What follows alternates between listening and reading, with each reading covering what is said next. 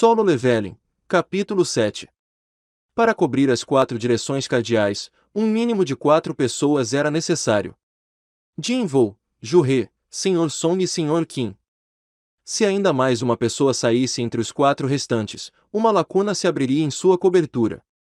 Sr. Sung, o que está acontecendo? Por favor, explique. Sr. Qin perguntou enquanto limpava o suor em sua testa. Nós apenas temos que esperar assim até que todas as chamas azuis desapareçam. Jinvoo revelou tudo o que ele havia pressuposto. Sr. Qin ouviu com atenção e concordou com a cabeça. Terminando sua explicação, Jinvoo acrescentou: todos nós podemos sobreviver a isso. As regras desse salão sempre abriram um caminho para a sobrevivência daqueles que as seguiram. A última regra não deve ser diferente.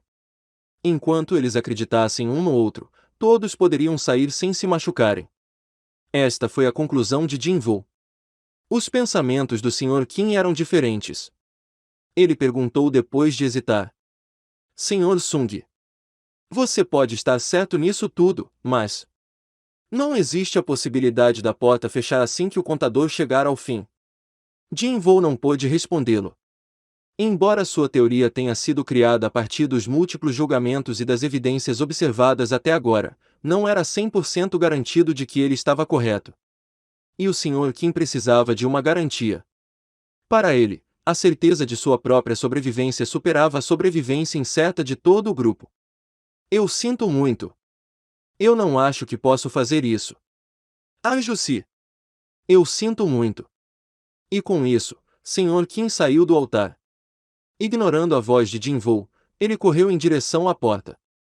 Depois de dar uma última olhada nas pessoas que ele deixou para trás, o Sr. Qin passou pela porta e não voltou. Jinvoo pressionou e rangeu os dentes. Ele salvou suas vidas. Em vez de retribuir suas ações com bondade e gratidão, eles o traíram. Como esperado, surgiu um buraco na cobertura das estátuas. Rangido. Desliza. As estátuas avançaram cada vez mais perto do grupo. Depois de olhar ao redor, Sr. Song falou com Jinvoo e Ju-He. Vocês devem sair. Era uma voz cheia de resignação. Jinvoo virou a cabeça e olhou para o homem. Arjusi. O Sr. Qin estava certo. Quem foi que trouxe todos vocês aqui? É justo que eu fique para trás. Mas se tem alguém que deve viver, são vocês, jovens que ainda têm muitos anos de vida restando. Sr. Song sorriu. Eram palavras destinadas a confortar os dois que teriam que deixá-lo para trás. Jinvoo concordou derrotado. Seu peito estava pesado, mas eles não estavam em uma situação que poderiam discutir sobre quem ficaria e quem sairia. Senhora Ju-He, você poderia, por favor, carregar o Jinvoo? Certo. Mas, de repente, Ju-He, que se aproximava dos dois homens, desabou no chão. Ah! Lutando para se levantar, lágrimas encheram seus olhos.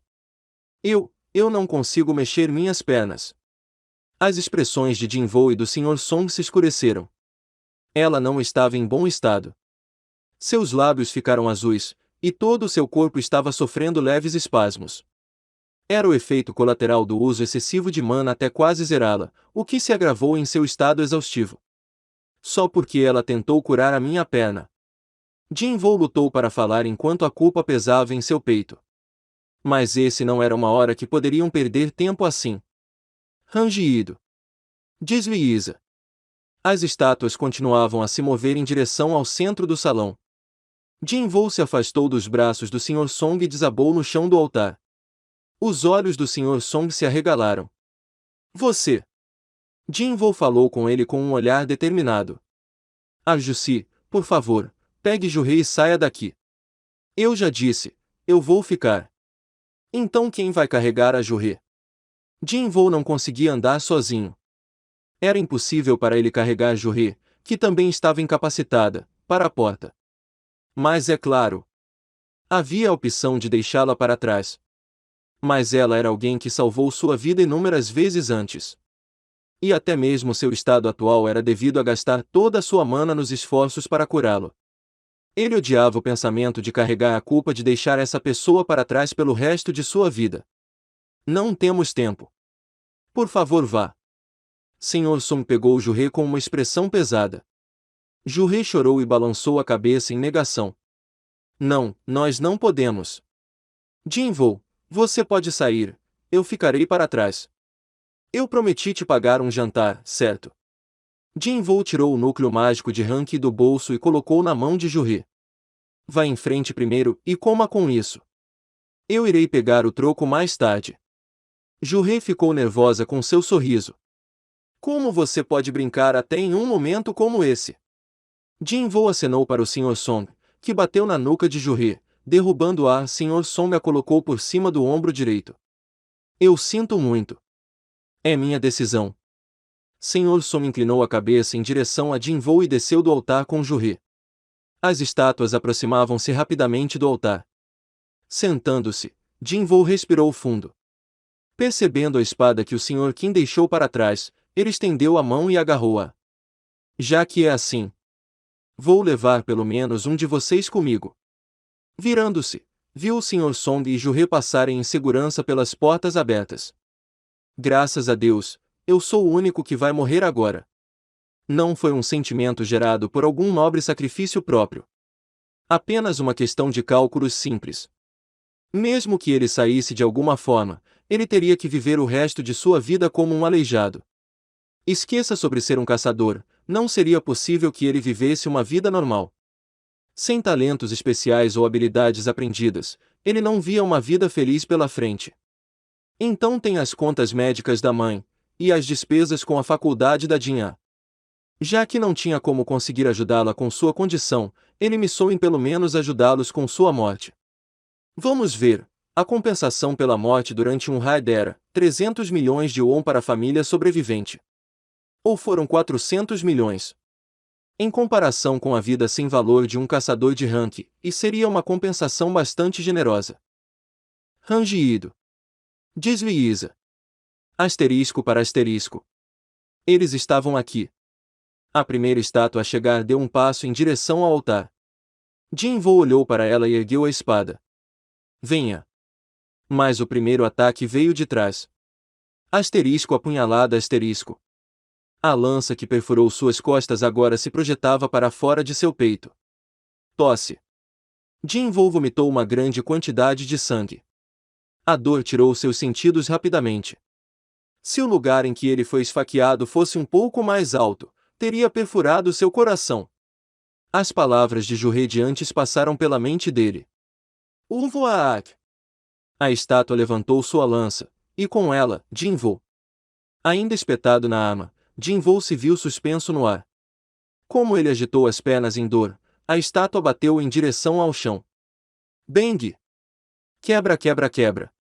Ele ouviu o som de ossos quebrando por todo o seu corpo. Não havia lugar onde ele não sentisse dor. Uma a uma, as estátuas se reuniram ao redor de Jin-Woo que sofria com convulsões, que olhou para elas. Eu não quero morrer assim. Quando a morte se aproximava cada vez mais, lágrimas se formaram em seus olhos. Sua família apareceu em sua mente.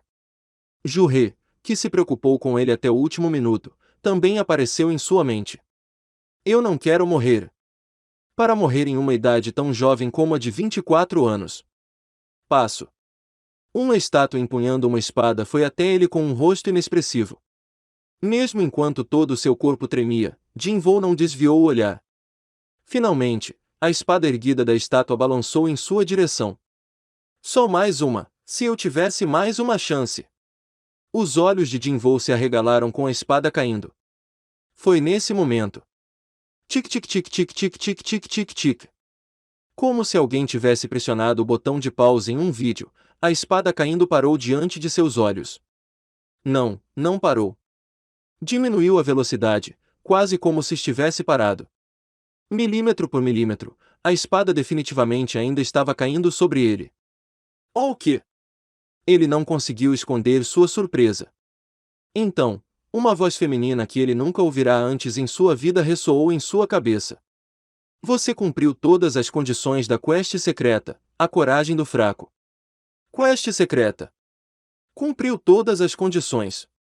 Ele não fazia ideia do que ela estava dizendo. Não, antes disso, De onde vem essa voz? Ignorando seus pensamentos, a voz continuou. Você obteve o direito de se tornar um jogador. Você aceita? Obteve o direito. Aceitar. Parece que está me dando algo. Crescido na pobreza, ele sabia que não existia algo grátis na vida. Mas eu supus que isso estava na vida. O que isso importa na morte? Enquanto ele esperava em hesitação, a voz em sua cabeça perguntou novamente. Você não tem muito tempo restante. No caso de o direito ser recusado, o seu coração irá parar em 0,02 segundos. Você aceita? Se isso era ou não uma alucinação, uma coisa era certa: sua morte iminente. No topo da espada descendo lentamente em sua cabeça, as armas das outras estátuas também estavam encontrando o caminho para ele. Neste ponto, Jinvoo entregou-se à renúncia. Claro, por que não? Ele não falou as palavras em voz alta. Apenas pensou em sua cabeça. Mas a voz respondeu seus pensamentos. Parabéns por se tornar um jogador. Flash. Uma luz ofuscante envolveu seu corpo e Jinvoo perdeu a consciência. -6. Penalidade.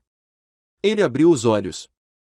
Um teto branco brilhante, o cheiro picante de desinfetante, a sensação de uma cama dura nas costas. Jinvoo imediatamente percebeu onde ele havia acordado. Um hospital. Embora tenha ido para lá cada vez menos depois de conhecer a Yale de Rank Beijurri, o hospital ainda era um lugar onde Jinvoo poderia chamar de segunda casa em seu trabalho.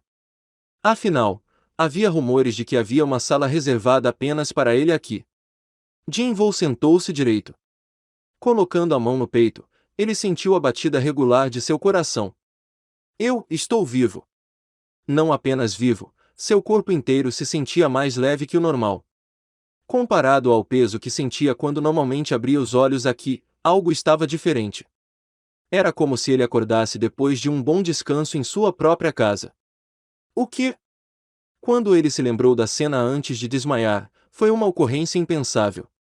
A espada caindo. As estátuas que o rodeavam. Mesmo que ele tivesse de alguma forma se esquivado a espada, seria necessário um grupo composto de caçadores de rank A, não, caçadores de rank S para derrotar os inimigos naquela sala. E eu saí de lá vivo. Foi um sonho. Felizmente, havia uma maneira fácil de descobrir. Jinvoo olhou por baixo do cobertor que o cobria. Se fosse tudo real, ele teria perdido uma perna. Então, uma voz profunda o interrompeu. Você recuperou a consciência.